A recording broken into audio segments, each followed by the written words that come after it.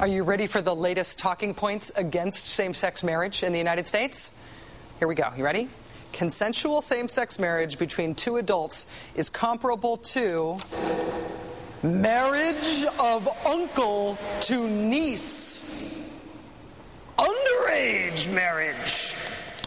And the government needs to preserve the traditional form of marriage, which is an age-old societal institution. These are the words of Pat Roberts. No, actually. No? These would be the words of the Obama administration. The words of the Department of Justice under our self-described fierce advocate-in-chief. Late last Thursday, the Obama Justice Department filed a brief in federal court defending, quite vigorously, the Defense of Marriage Act, the Clinton-era law that prevents same-sex couples who were married legally in their home state from having those marriages recognized in other states or from securing Social Security spousal benefits, filing joint taxes, and getting any other federal benefit that married couples get. This from the same president who supported repealing the Defense of Marriage Act when he took office. Instead, he's not only defending it, he's defending it using the same arguments as the Bush administration, contending that the act is not discrimination, that it is constitutional, all the while using arguments that equate same-sex marriage with pedophilia and incest. Joining us now is former DNC chairman and governor of Vermont, Howard Dean. Under his leadership, Vermont became the first state to legalize civil unions back in 2000. Governor Dean, it's nice to have you with us here today. Thanks for joining us. Thanks for having me on, Rachel. Common wisdom in Washington is that the Obama administration isn't really anti-gay, that they actually are going to do a ton of good stuff for gay rights. They're just going to do it later. Do you believe that? I believe it, but I think this was a big mistake. The language in this is, first of all, the president's position is marriage is between a man and a woman. Okay, let's just accept that for the time being. That said, DOMA is unconstitutional because it's a violation of the reciprocal contracts clause, or whatever the lawyers call it. But the notion that contracts of one state have to be recognized in another. DOMA, of all the things that were done in the sort of the anti-gay period, electioneering period that engineered by Karl Rove and Newt Gingrich and people like that, DOMA was probably the most offensive.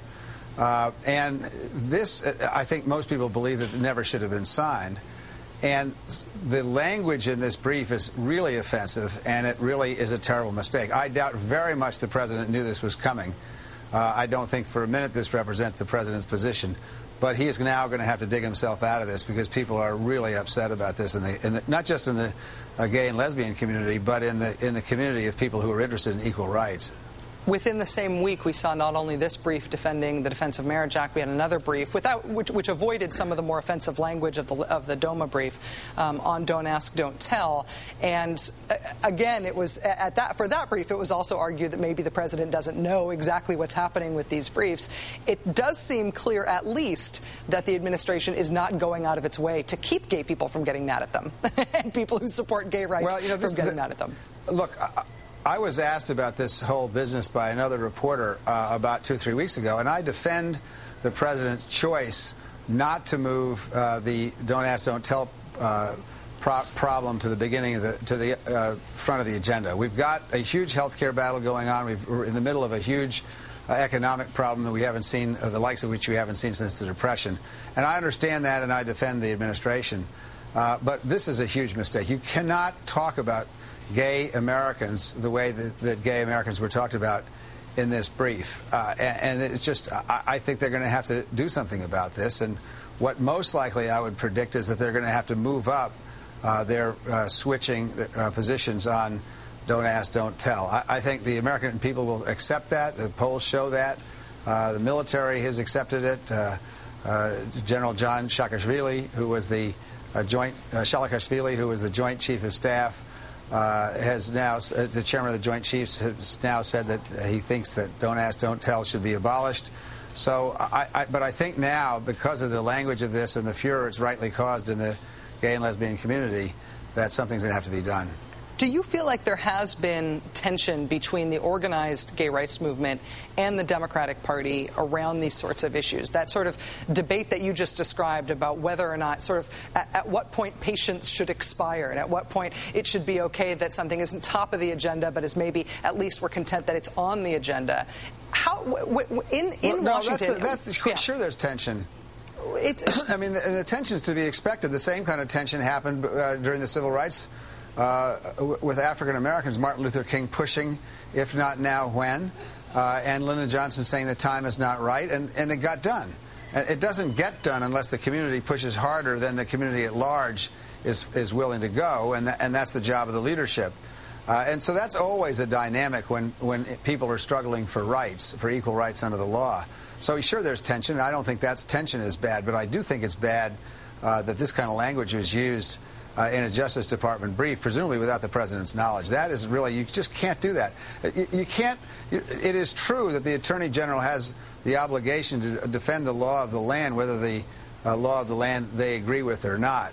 But there are some times where the law of the land is so noxious. This is not a bill to legalize same-sex marriage. That's not what this does. If DOMA gets repealed, it does not legalize same-sex marriages in places like Alabama and Texas, which may not want to have same-sex marriage.